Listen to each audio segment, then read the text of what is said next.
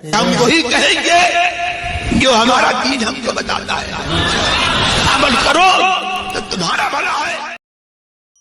الحمدللہ رب العالمین والصلاة والسلام علی سید الانبیاء والمرسلین، اما بعد اعوذ باللہ من الشیطان الرجیم، بسم اللہ الرحمن الرحیم۔ ان اللہ وملائکتہ یصلون علی النبی یا ایہا الذین آمنوا صلوا علیہ وسلموا تسلیما۔ اللہم صلی علی سیدنا و شفیعنا و حبیبنا مولانا محمد وبارک وسلم صلاۃ و سلام علیک یا رسول اللہ صلی اللہ تعالی علیہ وسلم۔ الزانی لا ينکح الا زانیۃ او مشرکۃ والزانیۃ لا ينکحها الا زان او مشرک وحرم ذلك علی المؤمنین۔ زانی مرد صرف زانیہ عورت یا مشرکہ عورت سے نکاح کرے، اور زانیہ عورت صرف زانی مرد یا مشرک مرد سے نکاح کرے گی، اور مومنوں پر اس کو حرام کر دیا گیا ہے۔ اس آیت کریمہ میں جو یہ حکم ہے کہ زانی مرد اور زانیہ عورت یہ صرف زانی مرد یا زانیہ عورت ہی کے ساتھ نکاح کر سکتے ہیں، یہ حکم پہلے تھا لیکن بعد میں یہ حکم منسوخ ہو گیا، اور اب اگر کوئی شخص کسی زانیہ عورت سے نکاح کرے یا اگر کوئی عورت کسی زانی مرد سے نکاح کرے تو جائز ہے۔ اس آیت کی شان نزول کے حوالے سے مفسرین نے فرمایا کہ مرثد بن ابی مرثد ایک ایسے شخص تھے جو مکہ سے قیدیوں کو لا کر کے مدینہ پہنچاتے تھے۔ مکہ میں ایک زانیہ عورت تھی جس کا نام تھا اناق، وہ مرثد کی دوست تھی، تو اس نے مکہ کے کسی قیدی سے یہ وعدہ کیا تھا کہ وہ اس کو مدینہ پہنچائے گا، تو اس نے کہا کہ میں مکہ گیا، میں چاندنی رات میں مکہ کی دیواروں میں سے ایک دیوار کے سائے میں پہنچا، یہ مرثد کہتے ہیں، جب میں پہنچا تو سامنے سے اناق آ گئی، میں نے دیوار کے ساتھ کسی شخص کا سایہ دیکھا، تو میں جب وہاں پہ پہنچا میں نے پہچان لیا کہ یہ اناق ہے، تو اس نے کہا کہ کہاں مرثد ہے؟ میں نے کہا کہ مرثد میں ہوں، تو اس نے کہا کہ مبارکباد ہو، میرے پاس آؤ، اور کہتے ہیں کہ میں اس رات میں اس عورت کے پاس میں ٹھہرا، تو میں نے اس سے کہا کہ اے اناق، اللہ نے زنا کو حرام کر دیا ہے۔ تو اس عورت نے جب دیکھا کہ مرثد سے میرا کام نہیں نکلے گا اور مرثد میرے ساتھ میں زنا نہیں کریں گے، تو اس نے جو ہے وہ لوگوں کو اطلاع دے دی، کہا کہ اے خیمے والوں، یہ دیکھو مدینہ سے آئے ہیں اور تمہارے قیدیوں کو چھڑا کر کے لے کے جا رہے ہیں۔ جب یہ آواز اس زانیہ عورت نے لگائی تو 8 آدمیوں نے کہتے ہیں کہ حضرت مرثد کا پیچھا کیا، اور یہ ایک غار کے اندر جا کر کے گھس گئے۔ اللہ تبارک و تعالیٰ نے ان کو ان کی نگاہوں سے چھپا کر کے رکھا، اور پھر دوسرے دن جو قیدی یہ جو مکہ سے جس کو چھڑانے کے لیے آئے تھے اس کو چھڑا کر کے مدینہ منورہ پہنچ گئے۔ تو ان کا بیان ہے کہ میں اللہ کے رسول صلی اللہ تعالیٰ علیہ وسلم کی خدمت میں حاضر ہوا، میں نے کہا یا رسول اللہ، کیا میں اناق سے نکاح کر لوں؟ میں نے یہ سوال 2 بار کیا، تو اللہ کے رسول صلی اللہ تعالیٰ علیہ وسلم خاموش رہے اور مجھے کوئی جواب نہیں دیا، یہاں تک کہ یہ آیت کریمہ نازل ہوئی کہ زانی مرد صرف زانیہ عورت یا مشرکہ عورت سے نکاح کرے گا، اور زانیہ عورت صرف زانی مرد یا مشرک مرد سے نکاح کرے گی، مومنوں پر ان سے نکاح کرنا حرام ہے۔ تو یہ آیت کریمہ اس موقع پر نازل ہوئی تھی، لیکن جیسا کہ میں نے ابھی بتایا کہ اس آیت کریمہ کا ایک معنی تو یہ ہے کہ یہ حکم پہلے تھا لیکن اب یہ حکم منسوخ ہو گیا۔ اللہ تبارک و تعالیٰ نے ارشاد فرمایا کہ تم میں سے جو مرد اور عورت بے نکاح ہوں ان کا نکاح کر دو، اپنے نئے غلاموں اور باندیوں کا بھی نکاح کر دو۔ تو لہٰذا اب زانی مرد اور زانیہ عورت کسی سے بھی نکاح کر سکتے ہیں جن کے ساتھ میں ان کا نکاح جائز ہے۔ ایک معنی تو یہ ہوا۔ دوسرا معنی یہ ہے کہ عام طور پر جو زناکار مرد ہوتے ہیں تو شریف عورتیں ان سے نکاح کرنا گوارا نہیں کرتی، یا جو زناکار عورتیں ہوتی ہیں شریف مرد ان سے نکاح کرنا گوارا نہیں کرتے۔ تو اس اعتبار سے یہ حکم ہے کہ کوئی بھی نیک خاتون کسی بھی اس طرح کے خبیث کام کرنے والے مرد سے نکاح نہیں کرے گی، اور کوئی بھی اچھا مرد اس طرح کے خبیث کام کرنے والی عورت سے نکاح نہیں کرے گا۔ یہ دوسرا معنی ہے۔ لیکن بہرحال اب اگر کوئی کسی زناکار مرد یا عورت سے نکاح کرے تو وہ نکاح کرنا جائز ہے۔ یہ اور بات ہے کہ وہ اس کو پسند نہ کرے اور نکاح نہ کرے تو ایک الگ چیز ہے، لیکن اس کے لیے نکاح کرنا جائز ہے۔ اس کے بعد میں اگلی آیت کریمہ میں رب نے ارشاد فرمایا والذین یرمون المحصنات ثم لم یأتوا بأربعۃ شہداء فاجلدوہم 80 جلدۃ ولا تقبلوا لہم شہادۃ ابدا واولئک هم الفاسقون۔ اور جو لوگ پارسا عورتوں کو تہمت لگاتے ہیں پھر 4 گواہ نہ لائیں، ان کو 80 کوڑے مارو اور ان کی گواہی کبھی قبول نہ کرو، اور وہ لوگ فاسق ہیں۔ الا الذین تابوا من بعد ذلک واصلحوا فإن اللہ غفور رحیم، مگر وہ کہ اس کے بعد توبہ کریں اور اپنی حالت درست کر لیں تو بے شک اللہ عز و جل بخشنے والا مہربان ہے۔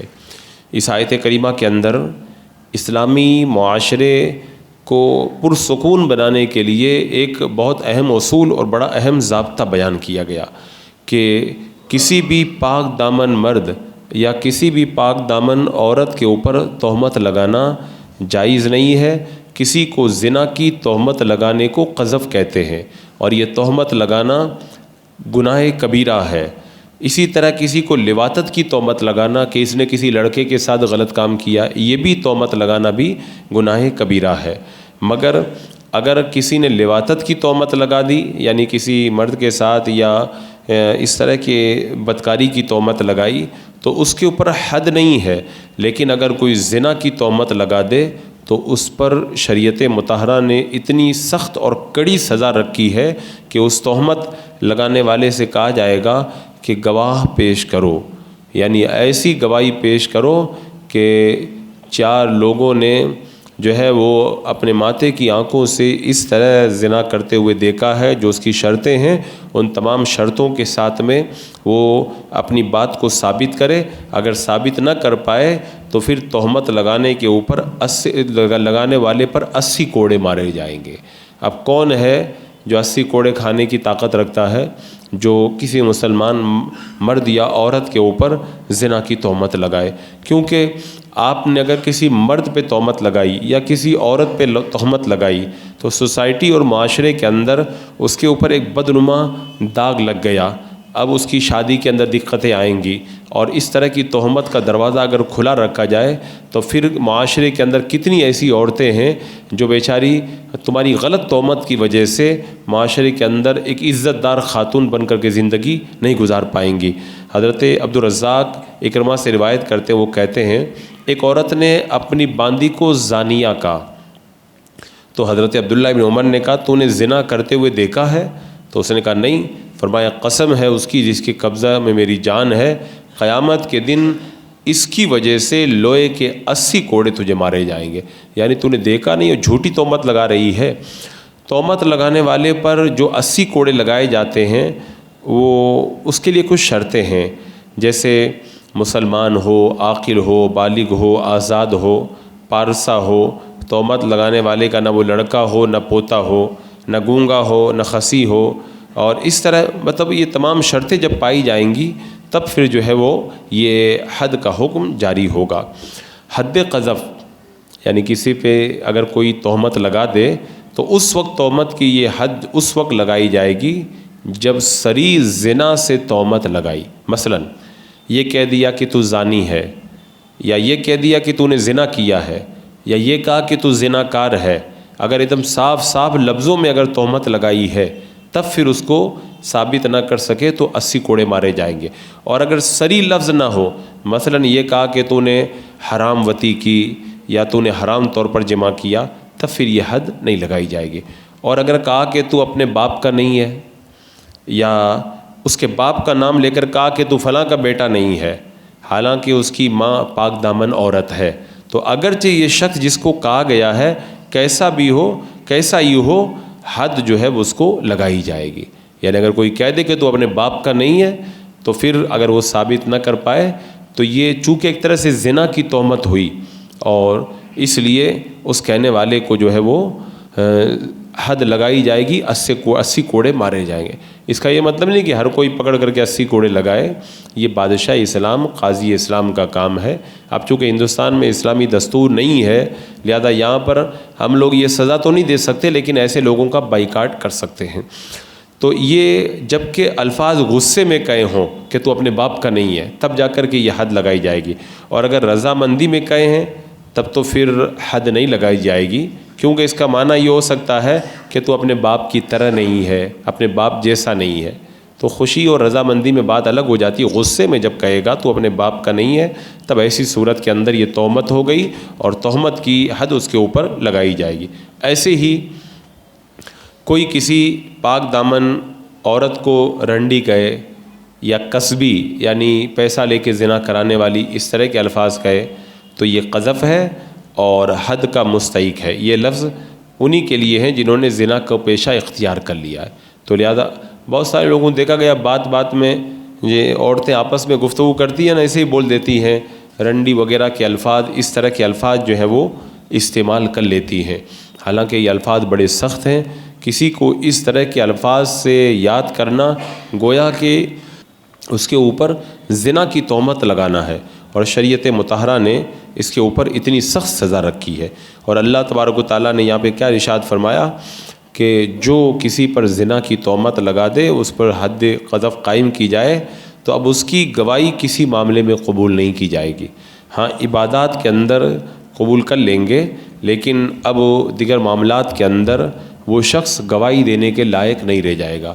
اب ہمیشہ کے لیے اس کی گواہی کو جو ہے وہ مردود قرار دیا گیا، اور وہ گواہی دینے کے لائق نہیں رہ گیا۔ حضرت ابو ہریرہ بیان کرتے ہیں، اللہ کے رسول علیہ السلام نے ارشاد فرمایا، 7 چیزیں ہلاک کرنے والی ہیں، ان سے بچو۔ 7 چیزیں برباد کرنے والی ہیں، ان سے بچو۔ صحابہ اکرام نے عرض کیا، رسول اللہ صلی اللہ تعالیٰ علیہ وسلم وہ کیا ہیں؟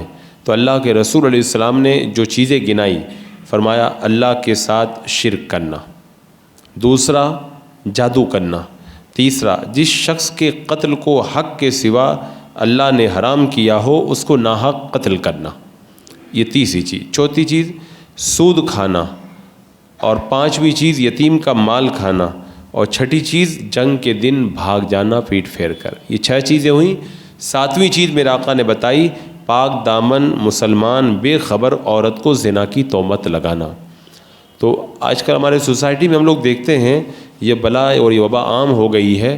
جب بھی کوئی کسی کے کان میں بات آتی ہے نا کہ فلانی نے یا فلاں نے جو ہے وہ ایسا کیا ہے، تو بیٹھ کے پنچایت کریں گے لوگ، آپس میں باتیں کریں گے کہ سنا ہے کہ فلاں نے یہ کیا ہے، فلاں نے وہ کیا ہے۔ تو یہ شریعت مطہرہ اس بات کی اجازت نہیں دیتی۔ آپ نے سنا ہے تو کیا اس بات پر گواہی گزری؟ کیا 4 لوگوں نے اس طرح دیکھا ہے اس کو زنا کرتے ہوئے بالکل کھلم کھلا، اور انہوں نے گواہی دی ہے، ان کی گواہی قبول ہوئی ہے؟ جب یہ سب باتیں نہیں ہیں تو صرف کسی نے کہہ دیا یا آپ نے کہیں پہ سن لیا، تو سنی سنائی باتوں کی بنیاد کے اوپر کسی پاک دامن مرد یا عورت کو جو ہے وہ اس برے فعل کی طرف منسوب کرنا، یہ بڑا سنگین جرم ہے۔ میرے آقا فرماتے ہیں یہ 7 ہلاک کرنے والی چیزوں میں سے ایک چیز ہے، اور اس کا وبال بڑا سخت ہے۔ لہذا کبھی بھی ایسا نہ کریں کہ کوئی کہہ دے تو بس سننے کے بعد میں تہمت لگانا شروع کر دیں یا بات ہی کرنے لگے۔ اگر کوئی آپ سے اس طرح کی بات کہے تو آپ اس کو صاف طور پر کہہ دیں کہ جب اس کا ثبوت تمہارے پاس میں نہیں ہے تو یہ بات مجھے مت بتاؤ، اور تم خود بھی اس کو کہنے سے پرہیز کرو۔ اگر کوئی تمہارے بارے میں اس طرح کی بات کہے تو کیا تم پسند کرو گے؟ تو جب نہیں پسند کرو گے تو پھر کیوں دوسروں کے بارے میں اس طرح کی باتیں اور محض افواہوں کی بنیاد کے اوپر تہمت لگانے کا جو ہے وہ جرم کرتے ہو؟ تو شریعت مطہرہ نے دین کی قدروں کو اور لوگوں کی عزتوں کو کتنا محفوظ کیا کہ جب تک ثبوت شرعی نہ ہو تہمت لگانے کو گناہ کبیرہ اور بڑا سنگین جرم اور ہلاک کرنے والی چیز قرار دیا ہے۔ بسم اللہ الرحمن الرحیم اللہم صلی علی سیدنا و مولانا محمد وبارک وسلم صلاۃ و سلام علیک یا رسول اللہ یا اللہ یا رحمان یا رحیم العالمین۔ اپنے محبوبین کے صدقے میں شریعت مطہرہ پہ عمل کی توفیق عطا فرما، قرآن کے نور سے مولا ہمارے سینوں کو معمور فرما۔ العالمین ہمیں کثرت سے ماہ رمضان میں عبادت کی توفیق عطا فرما، ایمان پہ زندگی، ایمانی پر موت عطا فرما۔ ربنا تقبل منا انك انت السميع العليم وتب علينا انك انت التواب الرحيم ان الله وملائكته يصلون على النبي يا ايها الذين امنوا صلوا عليه وسلموا تسليما اللهم صل على سيدنا وشفيعنا وحبيبنا ومولانا محمد وبارك وسلم صلاة وسلاما عليك يا رسول الله سبحان ربك رب العزة عما يصفون وسلام على المرسلين والحمد لله رب العالمين۔